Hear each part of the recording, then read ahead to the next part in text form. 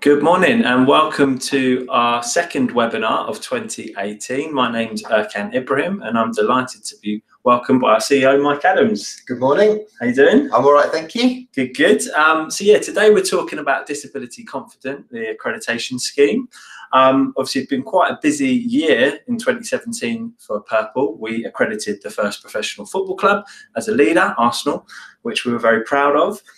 We also helped a local authority to become a leader, and we're looking forward to a very busy 2018. So, Mike, just to get started, Purple became a leader around 15 months ago. Yeah. How would you describe the DC landscape since then? So, in terms of the disability confident landscape, as I understand it, there is about just under 6,000 organisations that have now signed up. Yeah. Within that period, which is great. And I think once you break down those figures, what's more impressive and encouraging is that organisations come from all sectors and are all sizes. So this is a scheme that works for small organisations, medium organisations and large organisations. And I think people are starting to understand and realise the benefits of disability confident. And I think Purple and others are starting to support organisations to accelerate their way through the programme. Yeah, brilliant. And just to say as well, obviously there is a live chat function. So if you do have any questions for Mike, please do post them and we'll come back to them at the end. Great. So I guess for people that are new to Disability Confident, could you explain briefly what it is? Yeah, of course. In simple terms, it has three levels. At one level is about committed. So Disability Confident, in very basic terms, is about the recruitment and retention of disabled people into your organisation. And at one level, it's about a pledge. It's about making a public statement that you are committed to disabled people as employees.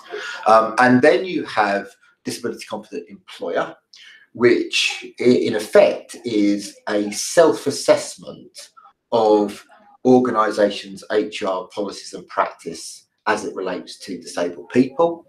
And thirdly, it's Disability Confident Leader, which is offering up your self-assessment for external scrutiny to an organisation like Purple, and then demonstrating how the knowledge and understanding and experience that organisation has established can be shared in their wider community. Yeah. So let's go ahead and drill down into that a little bit more. So if we can take a look at the committed level, could you just talk us through the actions and the responsibilities of each organisation that want to achieve that? Yeah. So on the slide, you will see level one commitment, and in effect, there are a number of principles that organisations will need to sign up to. And then organisations are able to or are required to sign up to an activity that hitherto they've never done before. Right. So you'll see from the slide that could be offering work experience to a disabled person. It could be a work trial, job shadowing. It could be a variety of things. It could be advertising through organisations and media that are disability specialists. Yeah. It's just at least one activity that organisation hasn't done before. Yeah. And then they could submit their application, and what they would get is the use of the badge and the logo that said Disability Confident Committed. Yeah. And that lasts for 12 months. Yeah, it lasts for 12 months, but we would expect that those organisations within that 12 months would have gone on to level two, that I think we'll come on to. Brings us on to level two very nicely. So yeah, if we could have a look at level two and just talk us through what that means to businesses. Yeah, so level two, there's two elements to it. One is about getting the right people for your business. That is about recruitment. And then the second one is about retention, keeping and developing your people. Yeah. I think historically, there are many organisations that will go, yes, well, we employ some disabled people. And then when you look at it in detail, yes, those organisations have, but in the nicest sense, those individuals then sat for years. And we're saying, actually, you need to employ more disabled people. And then, like you do with all your staff, you need to ensure that they can progress and they can become even more valuable to the organisation and have the opportunities to do so. Yeah. So with regards to that first thing, getting the right people for your business, what would you pull out of that as the kind of core actions for an organisation? So what you get from the government is an audit template, which has a series of questions around recruitment. And what you're asked to do is to put evidence against each of those questions about your organisation.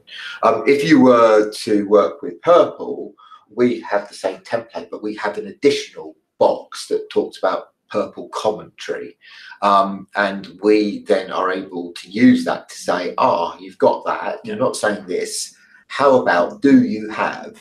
But in terms of the questions, it is looking to tease out of organisations about how do they go around the process of recruiting new staff.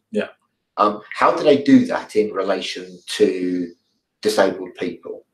Do they think about the job descriptions and ensuring that there aren't things in the job descriptions which might unnecessarily discriminate or disadvantage disabled people that aren't necessarily needed? And the prime example I always use is you'll find that in a lot of job descriptions it says by default you must have a driver's license. And then you look at it and go, why would you need to drive to do this job? And people go, because we've always done it. And it's teasing out stuff like that. It is about ensuring that an individual has the ability to say, I have additional needs. If I was to come in for interview, I would need, in order to do X, Y, Z. And it's about starting to think about how you might assess people differently. So there's that traditional way of please send in and complete our application form, or increasingly, please send in your CV with a covering note no more than 2 sides of A4. But actually, is it possible in this day and age for people to send a podcast with exactly the same information? Is it possible to do a Voxbox? Is it possible to send that information in a different way? And whilst people out there might go, oh my goodness, if everyone did that, it would be a bureaucratic nightmare. What I would say to people is, theoretically, would you accept that?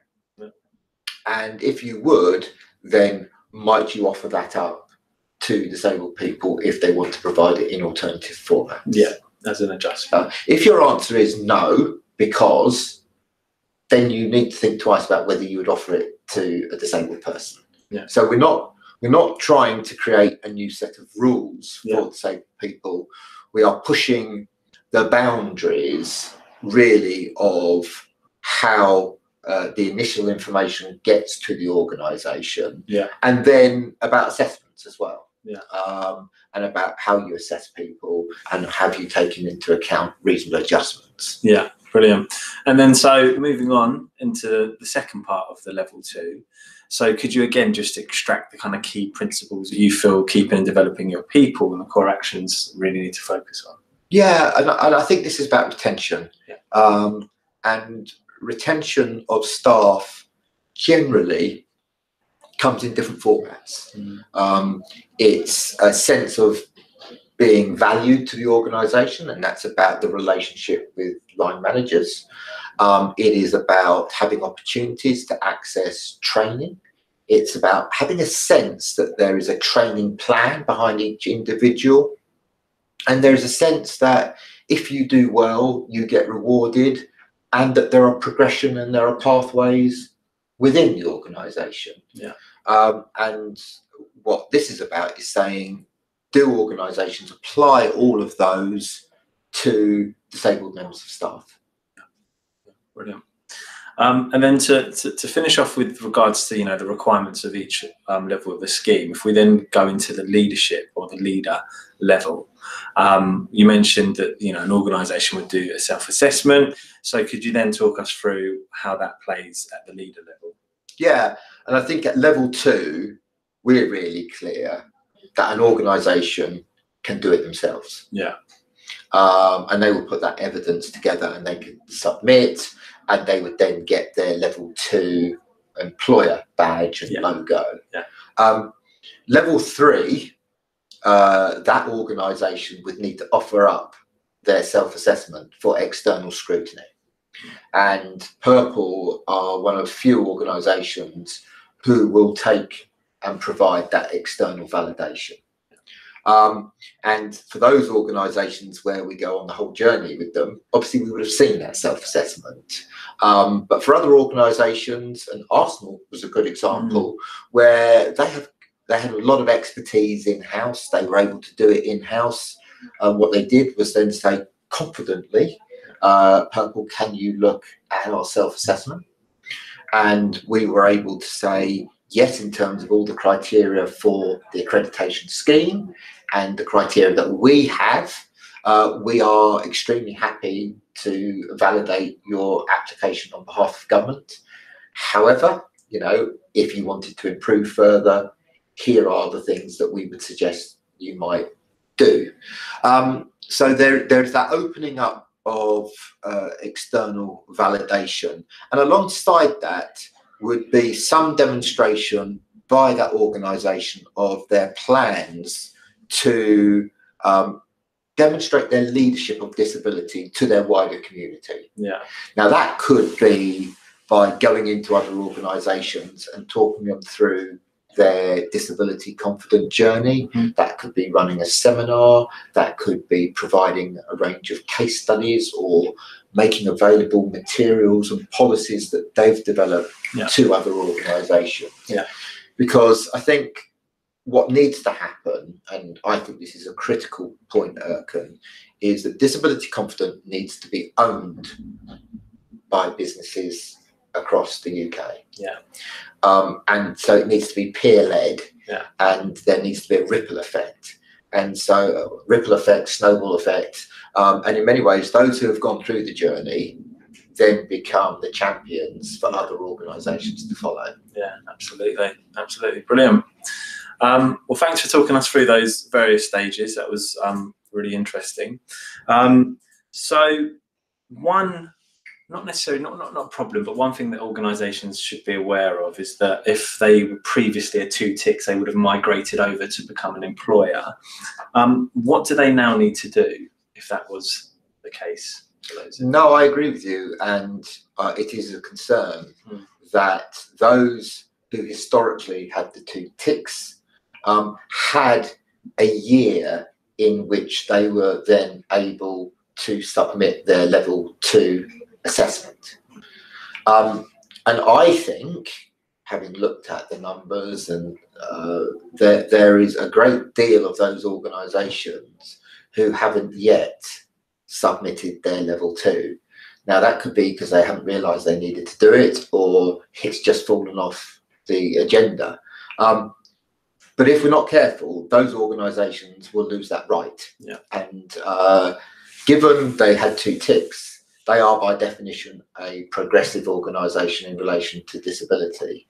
So I want to use this webinar as a plea, really, that if you as an organisation were a 2 ticks, please go and double check, triple check that you have submitted your self-assessment. Otherwise, you could find yourself having to go back to the very start. Yeah. And I think that would be counterproductive to all sorts of things about your organisation. Yeah. Yeah. And so Purple have supported over 20 organisations along their journey over the last, say, 15 months since we became a leader. Could you just talk us through the key themes when it comes to us supporting organisations and what we do and what our offer is?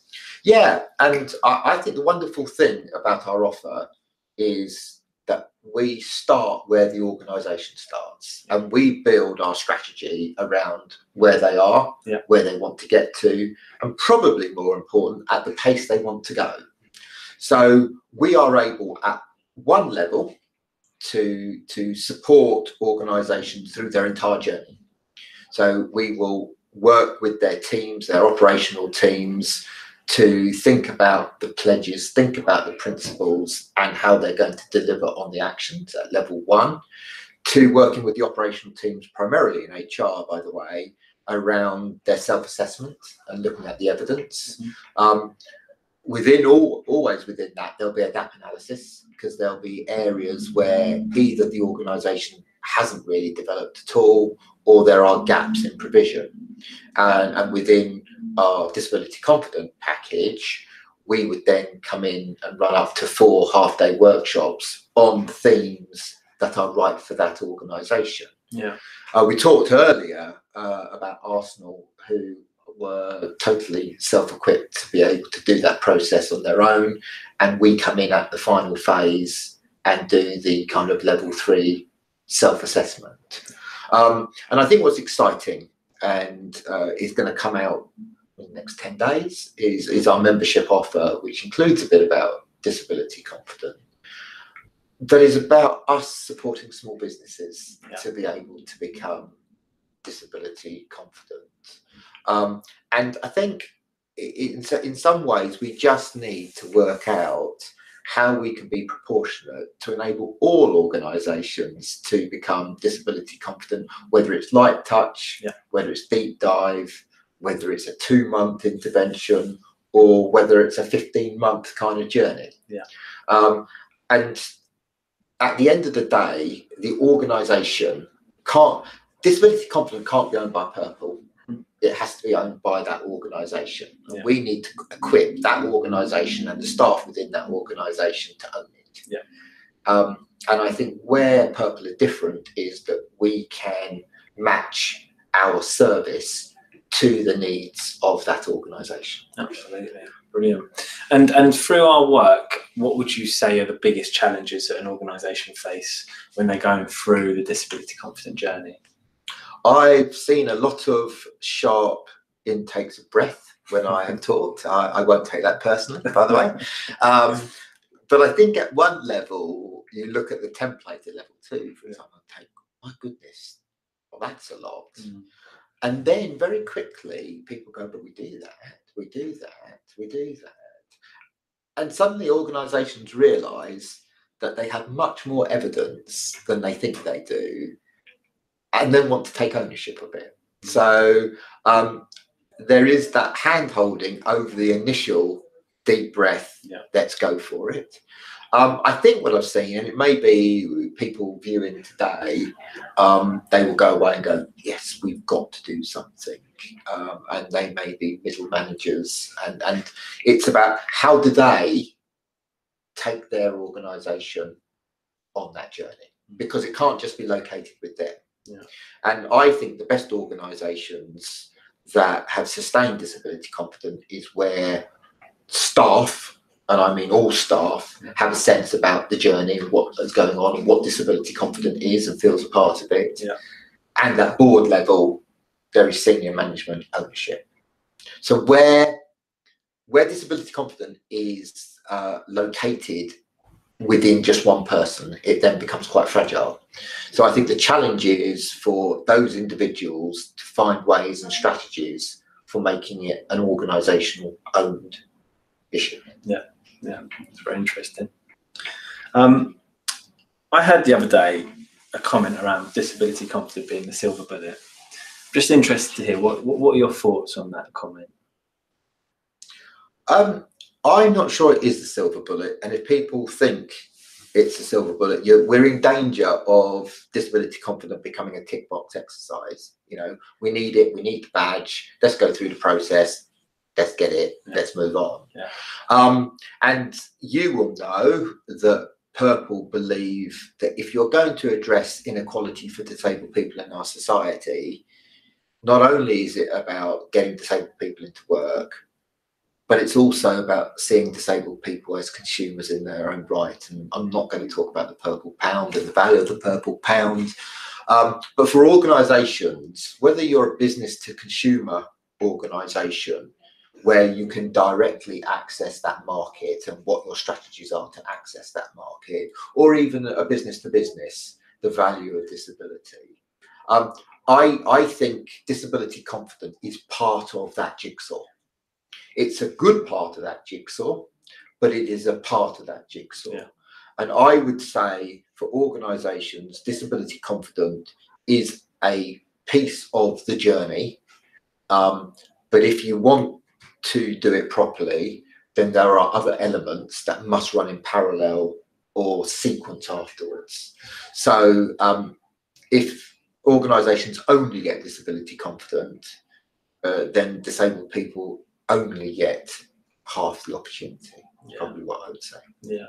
Okay, it's really interesting. And I guess it feeds as well into the fact that when Purple are supporting organisations, we do set that benchmark quite high, and we try and guide them with an action plan as well afterwards, so they can remain disability confident, not just gain their accreditation. So yeah, we do, and funnily enough, we are an organisation that sells products and services, and what I've absolutely learned is the way to generate more sales is to demonstrate and prove that organisations don't need us anymore. Yeah. That there's not that dependency, that we are able to impart and translate our expertise to individuals and policies and structures within that organisation for them to take it on their own. Absolutely. And that becomes a huge marketing tool in itself. And I think for us, the way we're going to grow is working with an organisation, passing on our knowledge and expertise, letting that organisation fly, and moving on to the next organisation. Absolutely. Brilliant. So my last question really, before we go to the chat function and we have a look at some of the questions that have come in. So if people are interested in going on a disability confident journey, what should they do? How should they go about it? Do something.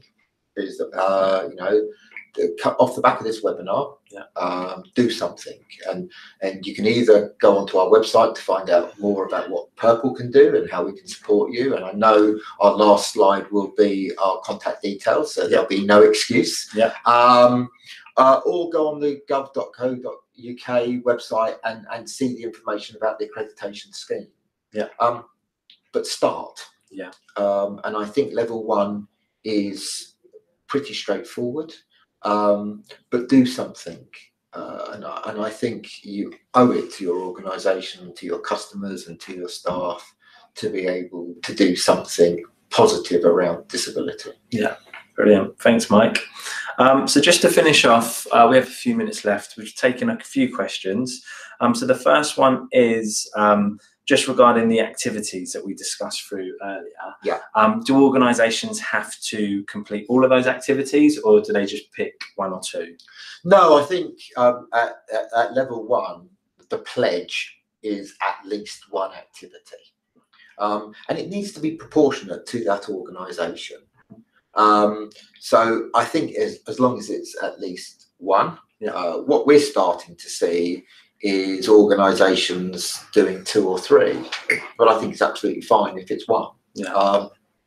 At level 2, there are all sorts of activities that need to be put in place in terms of demonstrating that you have a recruitment process that is accessible for disabled people and retention. And by answering those questions, you'll start to see what those activities are. But again, it's about being proportionate.